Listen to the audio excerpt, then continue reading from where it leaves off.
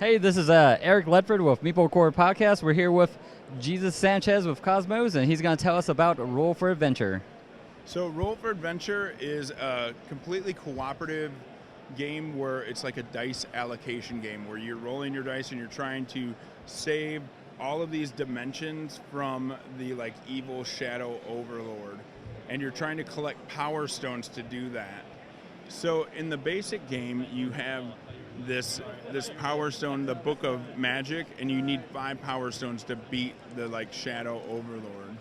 And how you do that is a pretty cool little mechanic. So you're going to roll your dice on your turn, but then you're going to get to choose which area to put your dice, but you can only choose one numerical value. So like in this case, I have some 4s. I could go here and put these 2 4s here, and then I would get to re-roll these, and then I could choose somewhere else to go. And after I put all my dice out, I would go through, and any place that had my dice filled up, or multiple players' dice, because we're trying to work together, that would then activate. So this would activate here, and these dice would come back to the original player, and then this barrier would be broken. And then once all 3 of these barriers are broken, and that's just for this tile, you'd earn a power stone, and it would go on here. The color of the power stone just look really cool. The colors don't matter? Not in this case. Gotcha. And each board does something a little different. Like this one, you fill it in with 5s and 6s, and then when you get here, it breaks the barrier. You get a power stone, and that empties again, and then another barrier comes up, and you have to add more dice starting from the beginning again. And then that barrier breaks, and so on and so forth. This one, you're putting 3s down or 1s down, and then 1 will move over. You have to fill it again. Another one comes over. Then finally, when it gets here, that die is actually sacrificed, and it's removed from the game. So that's going to actually cost your roll a hand. This one is actually, I call this like the magic area of the game. You don't get any power stones for it, but if you fill this in and you have at least 4 dice up here, you can activate it. And there's 3 spots that have abilities. The first one, if you activate when there's 4, every player that has contributed would get a gray die. And there's a die you can roll and put out, but when it goes back to the player, this actually returns here. If you have 5, you get a die and you get to destroy a monster. If you have 6, you get a die, destroy a monster, and heal a realm. And we haven't even talked about monsters. At the end of each turn, a monster will come out, and each monster or bad guy wants to do something. So this guy, he wants to steal off of the board, off of this area, a 2, a 3, and a 4. And then they take those and they put them in this like portal area where they're not available anymore.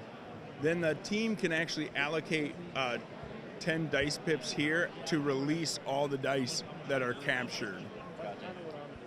If a bad guy can't steal at least 1 die, like if he can't get a 2, 3, or 4, like if he can get one of them, he's happy, he's satisfied. But if he can't get any, he'll then damage that realm.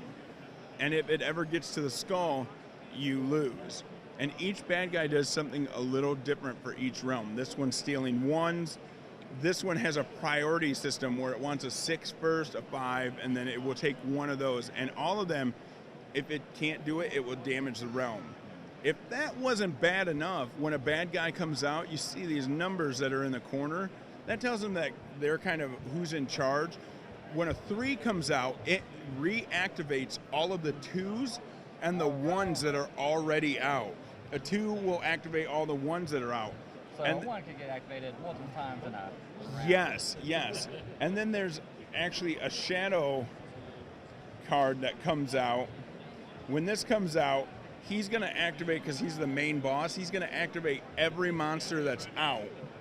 Then you're going to roll the area die, and whatever area shows up will take 2 damage. And if all 4 come up, each area will take 1 damage. And then there's, of course, a blank that will never get rolled ever, because that's not my luck. But then what makes it worse is after he comes out and does that, he shuffles back in. So if you ever run through the deck, he's going to stay out, and then he's going to activate every turn. You can get rid of monsters by putting 6 pips on them, and then it will destroy those monsters. So each hero also comes with a bunch of heroes, and it comes with also more boards. Each hero has a special ability that will help the adventurers. But each board, you can start with a 5, which is easy. Easy. Easier. But then the hardest one is actually you would need 9 power stones to beat the game. So you can really, really chalk it up and like get it really going. And it's for 2 to 4 players. Okay. It's a very, very good game. I didn't think it was going to be as difficult as it is, and it's really hard. And the pieces look great. Yeah, the pieces do look great. The dice are amazing looking. Like, I'm so happy with it game out. So. And this is available now, or is it? This is also going to be available around Gen Con, so Gen about Con? Gotcha. August 1st. Sounds good. It looks awesome. Looking forward to this one as well.